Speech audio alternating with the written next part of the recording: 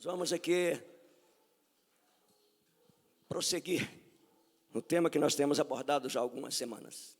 Amém? É um prazer estar aqui com vocês mais uma vez, para podermos ser ministrados por Deus através da sua palavra.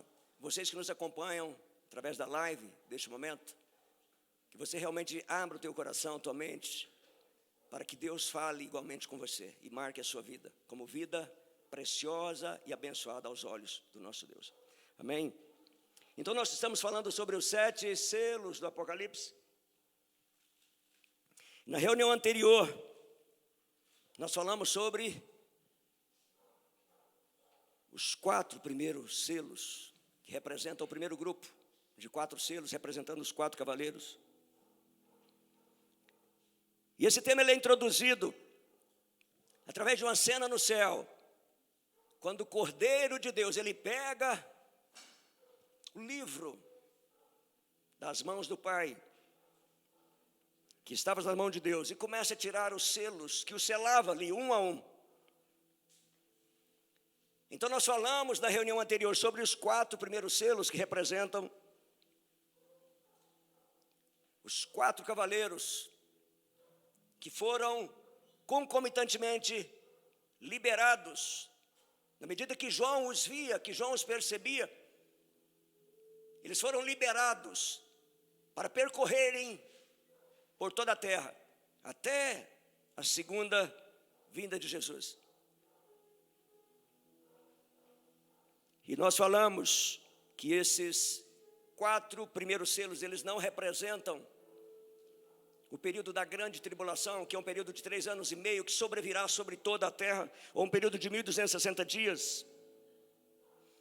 E esse período ele só começará quando abrir-se o 7º selo. E o 7º selo ele gerará 7 trombetas. E aí nesse período é que começa realmente aquilo que nós conhecemos como a grande tribulação.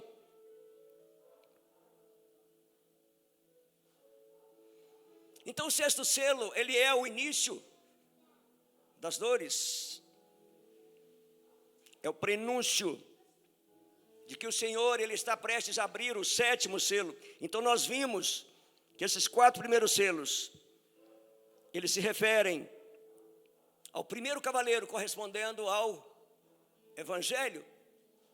E é interessante que, se você for meditar e olhar um pouquinho sobre esses 4 cavaleiros, você percebe que eles são necessários. Até então, falando, Deus, para que isso? Por que isso? Por que dos 4 cavaleiros? Por que o Senhor liberou esses 4 cavaleiros? Então, o primeiro cavaleiro, nós falamos que é o Evangelho. Aquele cavaleiro que estava no cavalo branco, ele não tinha setas, ele não tinha flechas, porém ele tinha um arco, mostrando que o Evangelho, ele é pregado, não é por força, é convidando as pessoas, não é por violência, mas pelo Espírito de Deus. O segundo cavaleiro mostra que é a guerra, o terceiro a fome e por último a morte. Então após a ascensão de Cristo, esses 4 cavaleiros começaram a percorrer a terra. Obviamente gerando a convulsão, porque aonde há guerra, há fome. Onde há fome, há morticínio, a guerra, a fome e por fim a morte. Ou seja, criando um clima de extremo sofrimento, extrema dor sobre toda a face da terra. Um ambiente onde o homem precisa de viver pela fé. Por que dos 4 cavaleiros? Você já imaginou que se tudo fosse bonança, nada aconteceria, tudo bem, tudo certo? Como que você exerceria fé? Como que aquele que crê em Deus e aceitou Jesus como Salvador e Senhor exerceria sua fé se não há adversidades? Se não há infortúnios, se não há dores, se não há sofrimento, se não há perigo, se não há riscos?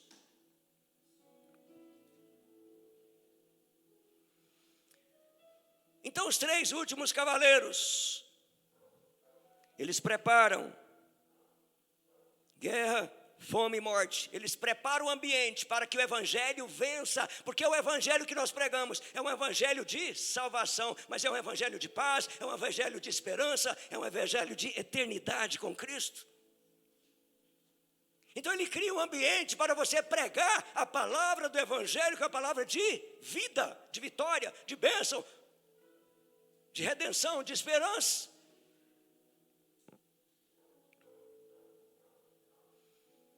E os 3 cavaleiros que nós vamos mencionar nessa noite, eles preparam o ambiente para que o primeiro vença, é o que nós falamos até agora. Então, o 5º selo. Então, os 4 primeiros selos, eles acontecem simultaneamente. Os 4 cavaleiros foram liberados simultaneamente para percorrer toda a terra, provocando toda a sorte de infortúnios, morticínios, fome, epidemias e por aí afora. Agora, os outros 3, eles não são assim. Eles não acontecem simultaneamente. Os 3 últimos selos, eles acontecem progressivamente, são consecutivos. Enquanto que os 4 primeiros, eles tipificam coisas, os 3 últimos selos, eles tipificam acontecimentos, tipificam fatos. Apocalipse 6, versículo 9.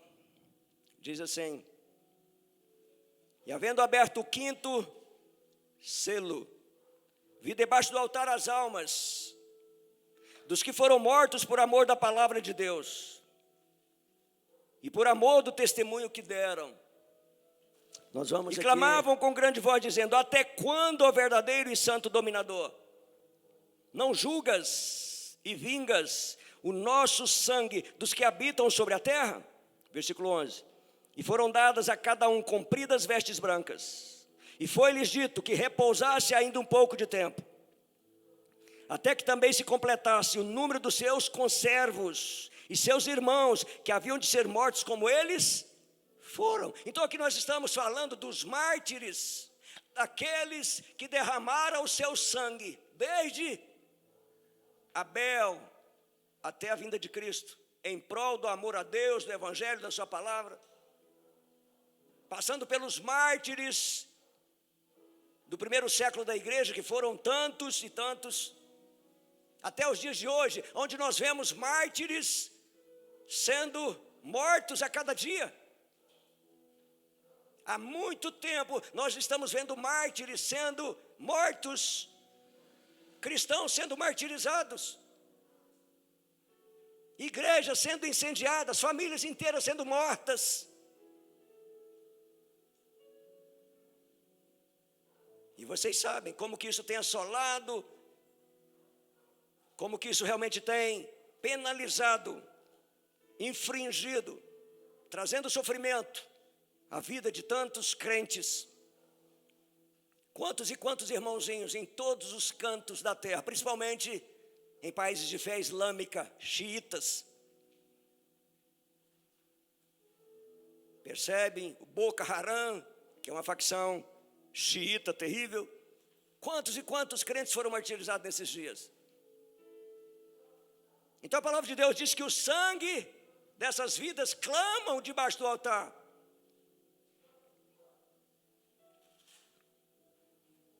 Clamam, buscando por justiça.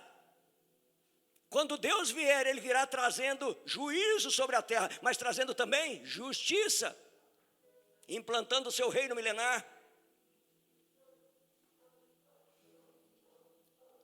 Então o 5º selo, ele fala do clamor dessas almas, os mártires da igreja de todos os tempos, desde a fundação do mundo até a segunda vinda de Cristo. Então o clamor desses mártires, ele ecoa ao longo dos séculos, chegando até o trono de Deus, até a presença de Deus, clamando: Senhor, faça justiça.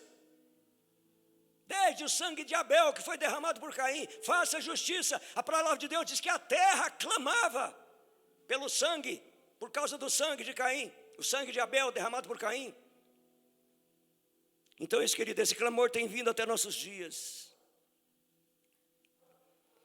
Mas a palavra de Deus diz que eles precisam ter, foi-lhes dado longas vestes brancas. E foi-lhes dito que repousasse por mais um tempo, até que se completassem o número de seus conservos, irmãos, que haviam ainda de ser mortos, como eles foram. Então percebam que isso está acontecendo ao longo de toda a história, desde a fundação do mundo até os dias de hoje. Mateus 23, 35, diz assim: para que sobre vós caia todo o sangue justo que foi derramado sobre a terra, desde o sangue de Abel, o justo, até o sangue de Zacarias, filho de Baraquias, que matastes entre o santuário e o altar.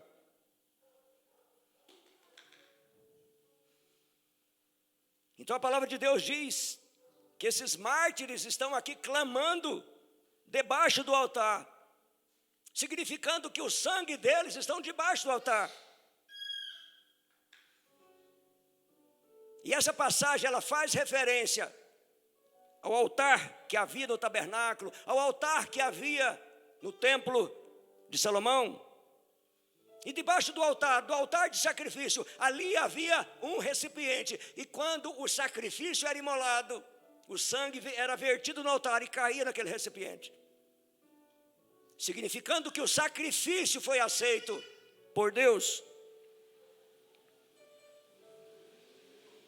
E a palavra de Deus diz lá em Levítico 17:11, que a vida do homem está no sangue. Então aquele sangue que é derramado debaixo do altar, significa que a vida do homem que foi derramada diante de Deus. E quando ele lhes dá vestes brancas para que eles vistam e esperem, significa que o sacrifício de cada um foi aceito por Deus. O sangue de que cada um derramou foi aceito como sacrifício, como se tivesse sido feito no altar de holocausto, na presença de Deus.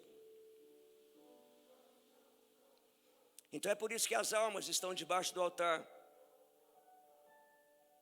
as almas dos mártires, que estão clamando diante de Deus, simbolizando que elas também foram derramadas diante de Deus como sacrifício. E Deus as aceitou como sacrifício diante dele. Então, após aguardarem durante muito tempo, quando está chegando próximo ao tempo do fim, essas almas começam a clamar. E como resposta ao clamor dessas almas, vem a intervenção de Deus, que é o dia do Senhor. Vocês se lembram uma ocasião que já aconteceu algo semelhante a isso? Que o povo estava ali sofrendo, o povo estava ali escravizado, o povo estava ali chorando, gemendo. E eles começam a clamar a Deus. E Deus ouve o clamor e intervém. Êxodo 2, 23.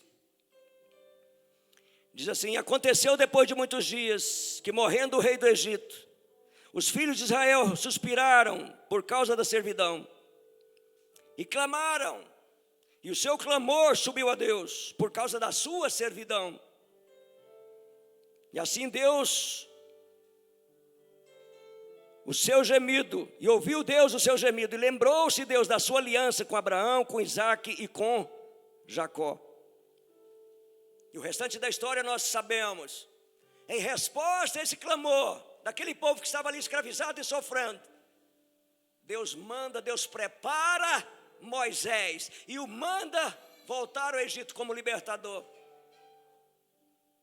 Então entendam, percebam que a história se repete. Aquelas almas começam a clamar, e em resposta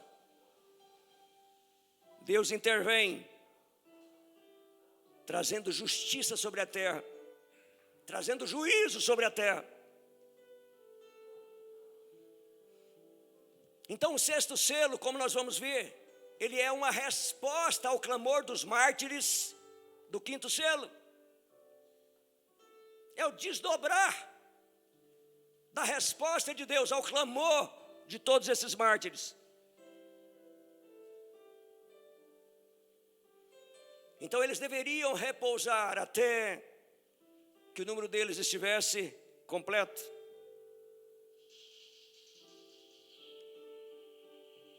Sendo a referência a todos os mártires, como nós falamos, desde Adão até a vinda de Jesus.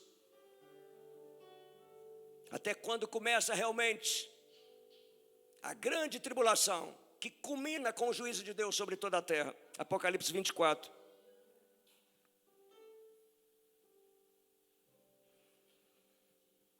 Para que repousassem, eles deveriam repousar. Agora que não, aqui fica a pergunta: repousar aonde? Aonde essas almas estão repousando?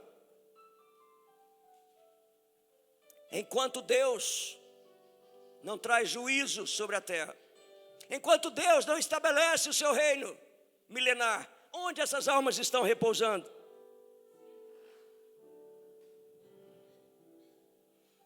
Onde essas almas martirizadas estão ainda hoje repousando? Então há um lugar onde todos os mortos se encaminham, que é o Hades. E o Hades ele é dividido em duas partes.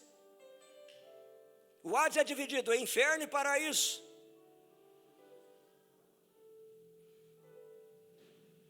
E ele é conhecido também como seio de Abraão. Então as duas partes elas são separadas. Uma para os ímpios e a outra para os santos. E essa passagem que nos diz sobre isso está lá em Lucas 16, 19. Ora, havia um homem rico e vestia-se de púrpura e de linho finíssimo, e vivia todos os dias regalado esplendidamente. Havia também um certo mendigo chamado Lázaro, que jazia cheio de chagas à porta daquele, e desejava alimentar-se com as migalhas que caíam da mesa do rico, e os próprios cães vinham lamber-lhe as chagas. E aconteceu que o mendigo morreu e foi levado pelos anjos para o seio de Abraão. E morreu também o rico e foi sepultado. E no inferno ergueu os olhos, estando em tormentos, e viu ao longe Abraão e Lázaro no seu seio. E clamando disse: Pai Abraão, tem misericórdia de mim, e manda Lázaro que molhe na água a ponta do seu dedo e me refresque a língua, porque estou atormentado nessa chama. Disse, porém, Abraão: Filho, lembra-te de que recebeste os teus bens em tua vida, e Lázaro somente males. E agora este é consolado e tu atormentado. E além disso está posto um grande abismo entre nós e vós, de sorte que os que quisessem passar daqui para vós, não poderiam, nem tampouco de lá passar para cá. E ainda, aquela passagem de Lucas 23, 39, no momento da crucificação de Jesus, diz assim: e um dos malfeitores que estavam pendurados blasfemava dele, dizendo: se tu és o Cristo, salva-te a ti mesmo e a nós. Respondendo, porém, o outro repreendia-o, dizendo: tu nem ainda temes a Deus, estando na mesma condenação? E nós, na verdade, com justiça, porque recebemos o que nossos feitos mereciam, mas este nenhum mal fez. E disse a Jesus: Senhor, lembra-te de mim quando entrares no teu reino. E disse-lhe Jesus: em verdade te digo que hoje estarás comigo no paraíso. Então é nessa condição que estão todos aqueles que dormem, e só sairão dali no momento da ressurreição dos dias finais. Então com isso nós concluímos que todas as pessoas que morrem estão em dois lugares: os que morreram em Deus por amor à sua palavra, no seio de Abraão, o paraíso, e os que morreram longe de Deus estão no Hades ou no inferno. Então observa-se, entende-se que nós estaremos para sempre com o Senhor somente depois da ressurreição. Mas antes disso estaremos com Ele, mas somente no paraíso, aqueles que morrerem.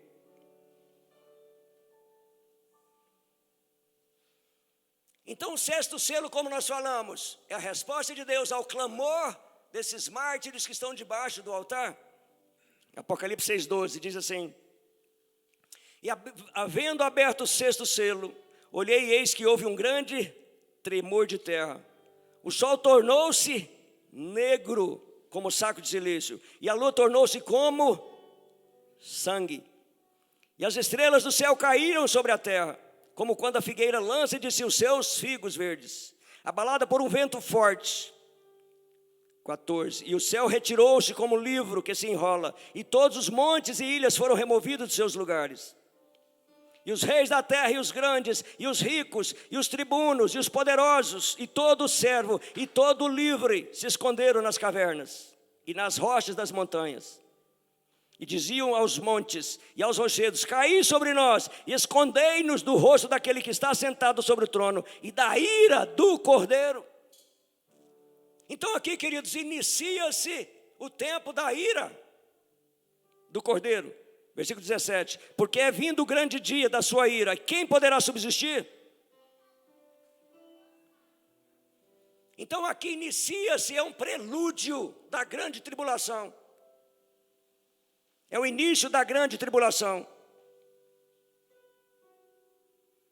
E a palavra de Deus fala que o sol tornou-se negro.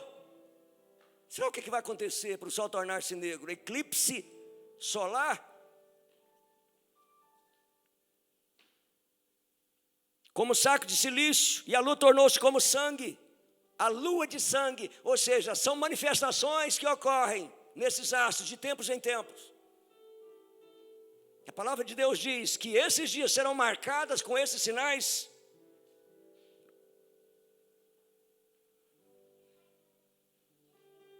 Então aqui fala que os poderes do céu serão abalados. Os poderes do céu serão todos abalados. A ponto dos homens falar: ó Deus, que os rochedos, que os montes caiam sobre nós, esconde-nos da ira do Cordeiro. Ah, esconda-nos da ira do Cordeiro. Quer dizer que eles conheciam a Deus? Quer dizer que eram homens que conheceram a Deus, mas que não fizeram nada com Ele? Por que eles sabem que é a ira do Cordeiro? Por que eles conhecem que aquele momento que está acontecendo é a ira do Cordeiro que está sendo derramada? Porque são homens e mulheres que um dia conheceram a Deus, mas que afastaram-se dele. Conheceram a palavra, mas saíram da presença. Apostataram muitas vezes da fé. Porque é vindo o grande dia da sua ira, e quem poderá subsistir? Então o sexto selo, queridos, ele não é ainda a grande tribulação, mas é a resposta de Deus ao clamor dos mártires, indicando que Deus tem ouvido o seu clamor e está atento ao seu clamor, e que já está preparando o ambiente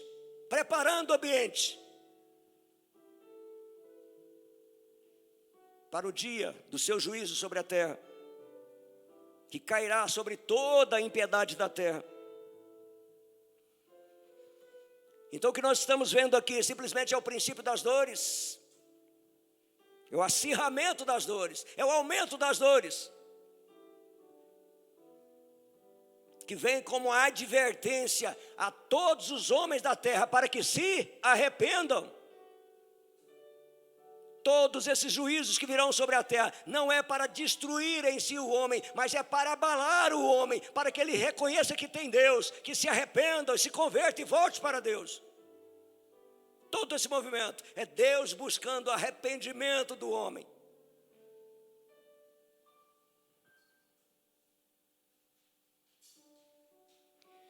Antes que venha o dia do Senhor, que é a grande tribulação, e o profeta Joel, ele diz igualmente que haverá esses sinais no céu, tratando evidentemente aí do sexto selo. Joel 2,28 fala assim: e há de ser que depois derramarei o meu espírito sobre toda a carne, e vossos filhos e vossas filhas profetizarão, e os vossos velhos terão sonhos, e vossos jovens terão visões, e também sobre os servos e sobre as servas, naqueles dias derramarei o meu espírito, e mostrarei prodígios no céu e na terra, sangue e fogo e colunas de fumaça.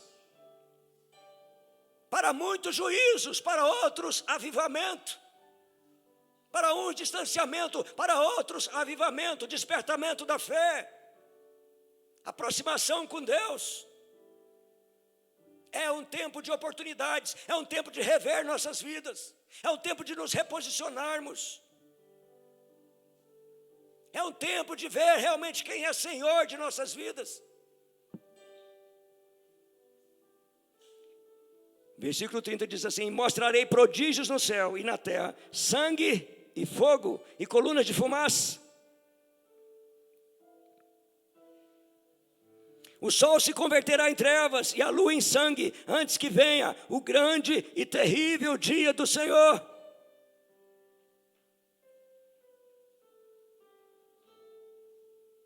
O sol se converterá em trevas.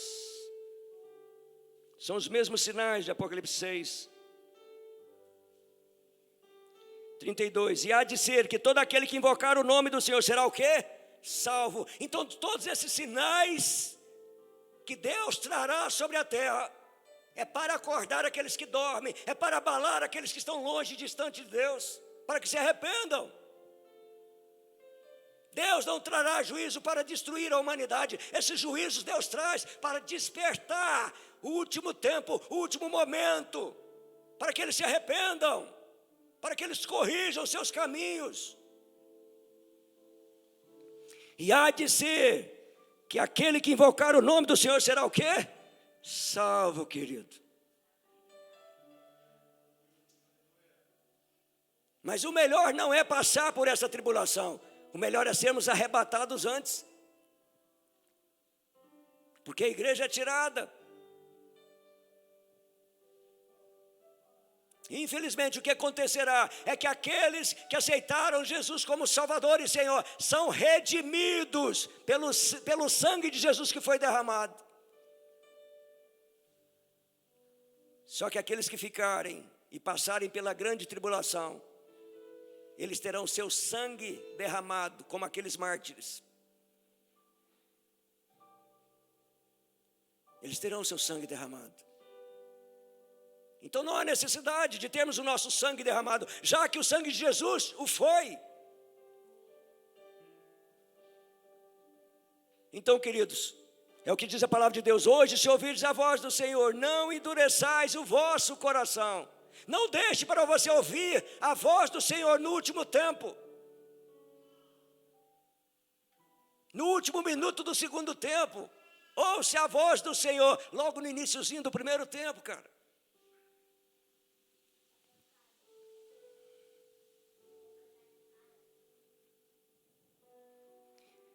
Aquele que invocar o nome do Senhor será salvo, porque no monte Sião e em Jerusalém haverá livramento, assim como disse o Senhor, entre os sobreviventes. Olha só, por que está falando aqui? Porque no monte Sião e em Jerusalém é o momento que a batalha do Armagedon estiver mais renhida, é o momento que as tropas de todos aqueles convocados pelo anticristo ali na batalha do Armagedon, eles subirão contra Israel, para detonar com Israel. Mas a palavra de Deus diz que neste momento, Jesus intervém e traz livramento sobre Israel. Por isso que fala, e haverá livramento, assim como disse o Senhor, entre os sobreviventes. Por quê? Porque nessa guerra, querido, muitos vão morrer. Muitos vão morrer. A igreja não estará aqui, mas aqueles que ficarem, daqueles que ficarem, muitas vidas serão ceifadas.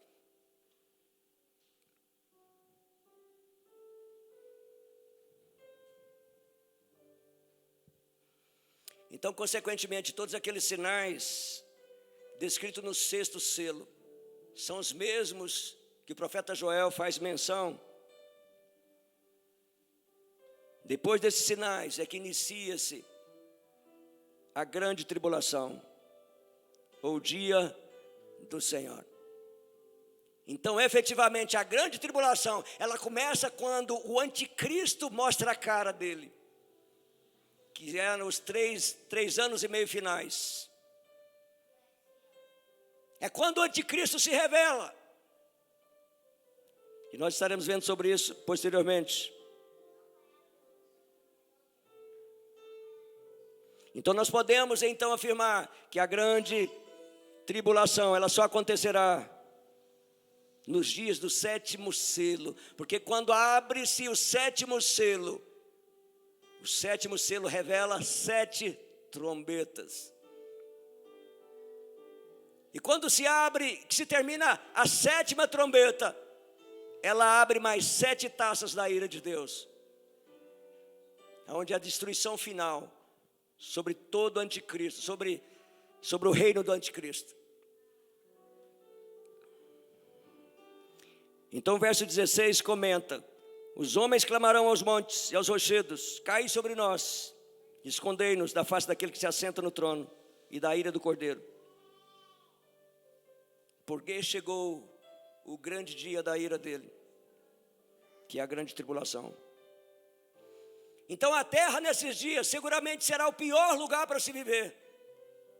A terra nesses dias será um lugar de muita dor e sofrimento, de muita angústia, de muito gemido. Então Jesus passou por nós na cruz, querido. Jesus foi sacrificado, Jesus foi condenado naquela cruz, no nosso lugar, para que nós não tivéssemos que passar por juízo. Ele foi julgado e condenado. E nós cremos que o julgamento de Cristo na cruz é mais do que o suficiente para nos livrar.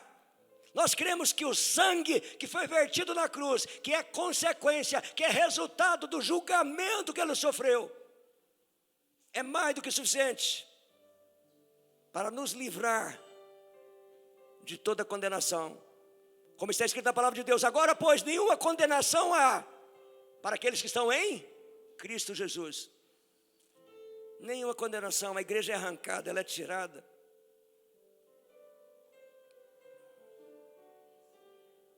Então, queridos, nós precisamos de seguir como a igreja redimida pelo sangue de Jesus. Um povo que foi comprado, um povo que é propriedade peculiar de Jesus, andando em fidelidade, em aliança, andando em santificação a cada dia de nossas vidas. Hebreus 12:3 diz assim: fazei veredas direitas para os vossos pés. Fazei veredas direitas. Vereda significa caminhos. Não ande por caminhos errados, não ande por caminhos tortos. Não ande por caminhos que envergonham a Deus, o Evangelho. Não ande por caminhos que Deus desaprova. Não ande por caminhos que têm aparência do mal. Não precisa você perceber que está escrito lá mal, maligno, errado. Não, se você olha e tem a aparência do mal, o seu zelo precisa te levar a fugir dessas veredas, desses caminhos. Fazei veredas direitas para os vossos pés, para que o que manqueja não desvie inteiramente, antes seja sarado. Então Deus quer sarar nossas vidas, queridos. Deus quer sarar nossas vidas, sarar nossos relacionamentos, nossos casamentos. Deus quer sarar o nosso trabalho, a nossa vida profissional, a nossa vida financeira, nossos ministérios. Deus quer sarar. Agora, para isso, nós precisamos de buscar veredas direitas para nossos pés, para que ainda que nós manquejemos, ainda que tenha alguma coisa torta, alguma coisa que não está no lugar da nossa vida, ainda que tenha alguma coisa que não agrada a Deus em nós, ainda que tenha algo em nossas vidas que nós não vencemos ainda que tenha vícios que nos aprisionam, sentimentos que nos amarram, atitudes que desagradam a Deus, ainda que haja, eles sejam sarados,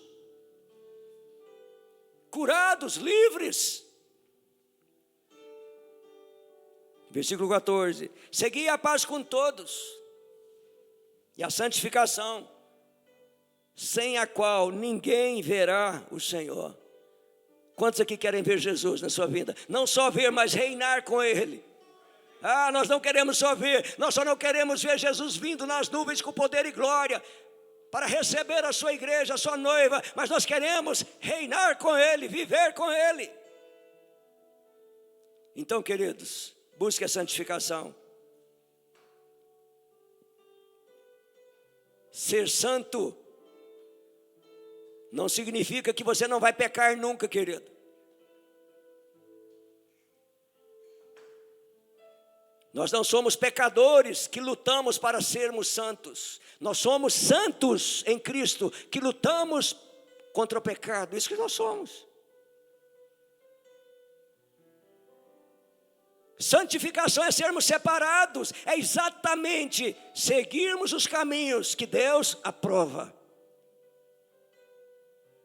É tudo aquilo que você for fazer. E você pergunta: Senhor, tu aprova?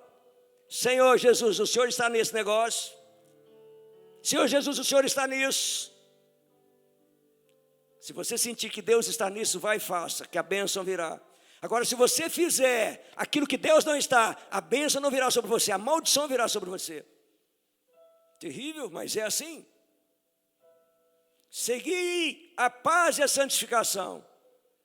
Ser santo, querido, é ser separado. É você não se misturar com o mundo. É você não praticar, não se render aos valores do mundo, às práticas do mundo, aos costumes do mundo. Mas você se render à direção do Evangelho, à direção da palavra, à direção do Espírito. Amém? Quantos creem? Ainda para concluir aqui, queridos. Apocalipse 3:10 diz assim: como guardastes a palavra da minha paciência, também eu te guardarei da hora da tentação, que há de vir sobre todo mundo. Qual é a hora da tentação? O dia da ira do Cordeiro. Eu te livrarei. Como você tem guardado a minha palavra, a minha direção, como você tem buscado andar na minha presença, como você tem buscado que eu seja o seu conselheiro, como você tem permitido que eu tome o meu lugar na tua vida, então eu te livrarei. Eu te guardarei da hora da tentação, que há de vir sobre todo mundo, para tentar todos que habitam na terra, ou seja, para provar todos aqueles que habitam na terra. Eis que venho sem demora. 3:11. Guarda o que tens, para que ninguém tome a tua coroa. Então, querido, em Cristo você tem uma coroa. Coroa da vitória, coroa da eternidade, coroa da bênção. Coroa de possessão exclusiva de Deus. Coroa de filho de Deus, de igreja gloriosa, da noiva. Guarda o que tens, guarda a tua fé, guarda a tua aliança, guarda o teu relacionamento com Deus, guarda a tua intimidade com o Senhor, guarda o teu compromisso com Deus, com a palavra, com o Evangelho, guarde, vigia, porque o inimigo está rondando para tomar a tua coroa, mas em nome de Jesus, isso não vai acontecer, amém, que o Senhor nos fortaleça. Amém, que o Senhor nos capacite a nos achegarmos de pé diante do Filho do Homem, como a igreja vencedora, como um povo vencedor, como a família, como a igreja vencedora que nós somos em Cristo. Vamos nos colocar de pé. Oh, meu Deus.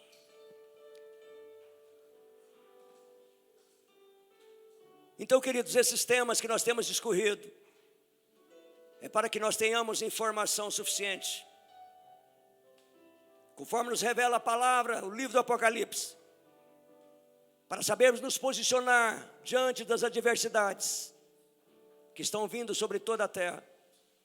Não vindo hoje, mas estão vindo desde lá de trás, desde que o mundo é mundo, mas estão eclodindo agora, estão se consumando agora, estão tendo o seu desfecho agora. Então, querido, é para que você possa despertar para estudar o livro do Apocalipse e estar preparado, amém? Não ser um analfabeto espiritual, mas ser um homem ou mulher alfabetizado na palavra de Deus, para que você permaneça, amém, até que o propósito de Deus se complete, se consuma na sua vida, na nossa vida, como igreja, como família. Levante as suas mãos, em nome de Jesus. Pai amado, Senhor, estamos aqui, Senhor, escondidos debaixo do sangue, redimidos pelo sangue do Cordeiro. Estamos aqui, meu Pai, reconhecendo que o sacrifício de Cristo na cruz, Ele é completo e perfeito. Não só para nos redimir de todo mal, de todo pecado, mas para nos preparar, para nos formar, nos capacitar, nos levar a sermos maduros na fé, adultos da fé, para que possamos, ó Deus, vencer toda e qualquer tribulação, Senhor, que nós tenhamos que passar. Todo e qualquer, ó Deus, momentos difíceis, desafiadores que tenhamos que passar. Oh, meu Deus, em nome de Jesus. Oh, Deus, e a Tua palavra diz, Senhor, que o meu justo viverá pela fé. Nós estamos vivendo dias onde a nossa fé é desafiada a cada instante. Aonde a nossa fé, Senhor, é chamada a cada instante a se manifestar, a se posicionar. Oh, meu Deus, em nome de Jesus. Oh, Deus. Oh, Deus, fortaleça-nos, papai.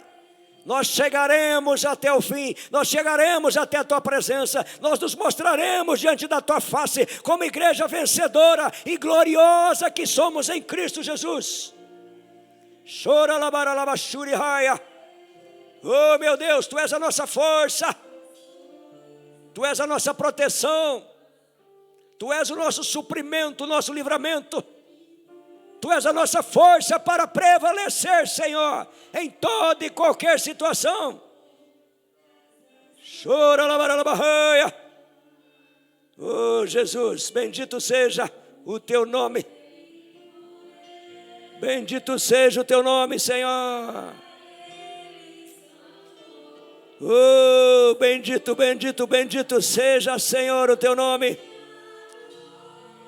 Levante as suas mãos, querido, e glorifique ao Senhor. Exalte o Senhor. Nossas vidas estão seladas nele. Chora la barraia.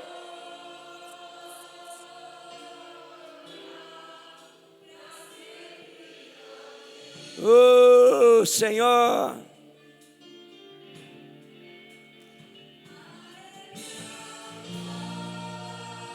A Ti toda a glória, Rei.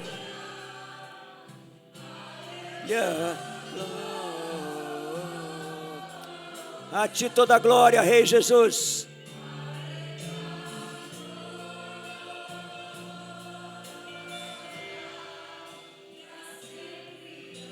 Oh, bendito, bendito nosso Rei.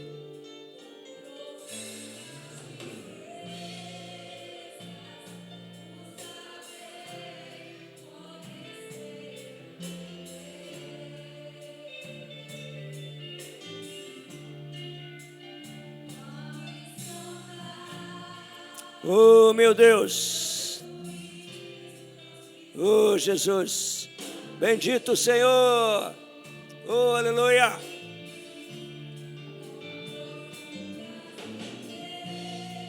Chora labaralabahaias.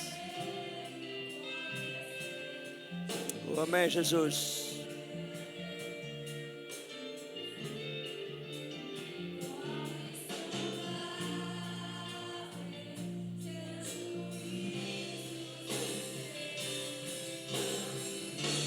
A Ele a glória.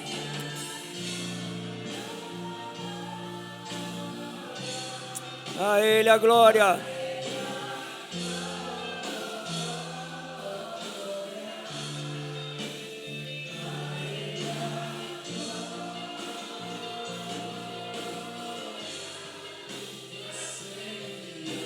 Oh, aleluia.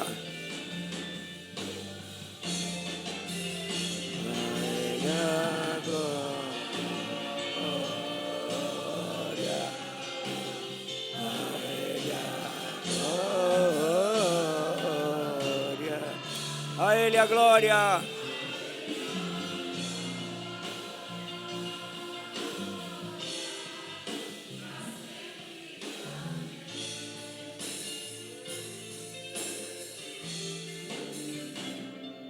Amém, amém. Levante a tua mão bem alta. Levante a tua mão bem alta.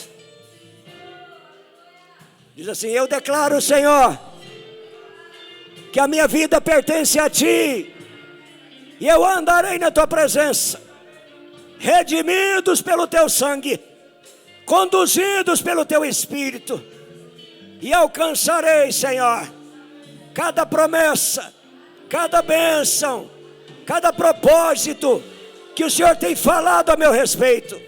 Em nome de Jesus, eu declaro que o poder do Teu Espírito está sobre mim e me capacita a vencer o mundo e andar na Tua presença e construir uma vida, uma família abençoada na Tua presença. E como igreja eu avançarei e encontrarei com meu noivo nos ares, e estarei para sempre com Ele. Aleluia, aleluia. Uma salva de palmas para Jesus.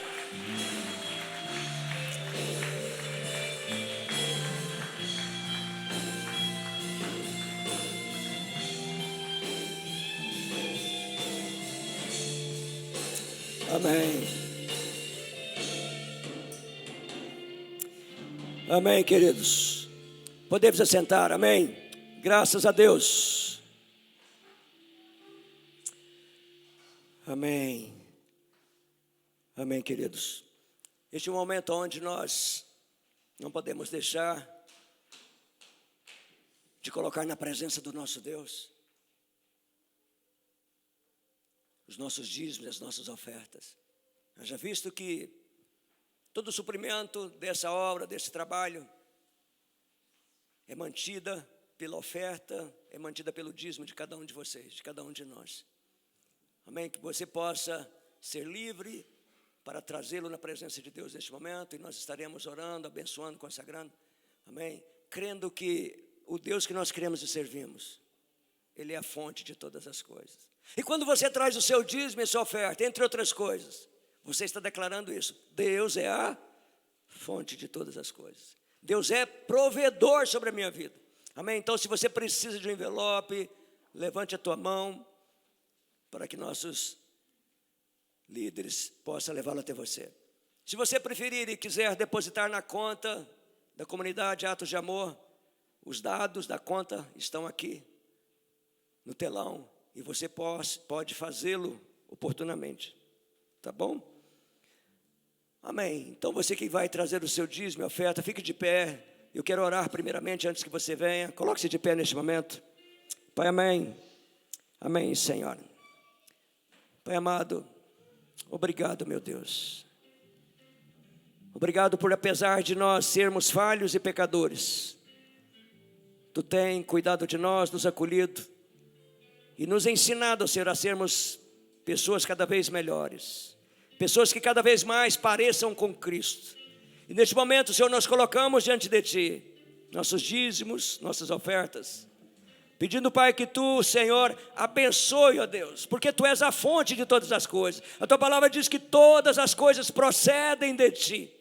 Por isso, Pai, abençoe nossos dízimos, nossas ofertas, para que haja, Senhor, provisão na Tua casa, para que, meu Deus, os vários projetos da Tua casa sejam supridos, e para que haja, meu Deus, provisão igualmente em nossas casas, em nossas famílias. Multiplica, Senhor. Nós repreendemos em nome de Jesus todo espírito roubador e destruidor dos nossos bens, das nossas finanças. Nós repreendemos em nome de Jesus, declarando que a proteção do Deus poderoso está sobre nossas vidas, nossas famílias, nosso trabalho, em nome de Jesus. Amém, amém. Eu quero que você, antes de trazer o dízimo, estenda as mãos aqui para a nossa esquerda. Vamos orar pelos nossos pedidos. Pai amado, apresentamos diante de Ti nossos alvos de oração, nossas necessidades, o nosso clamor, Senhor, nós colocamos diante da Tua face, crendo no Deus provedor, que tudo provê, crendo num Deus que, quando ouve o gemido do necessitado, Ele se compadece e vem em socorro. Por isso, Pai amado, em nome de Jesus, venha, Senhor, trazendo o suprimento, o livramento, trazendo a resposta, trazendo o milagre, conforme a necessidade de cada filho teu. Que venha o teu milagre, que venha a tua resposta, Pai, em nome de Jesus, em nome de Jesus, amém. Podemos trazer, queridos.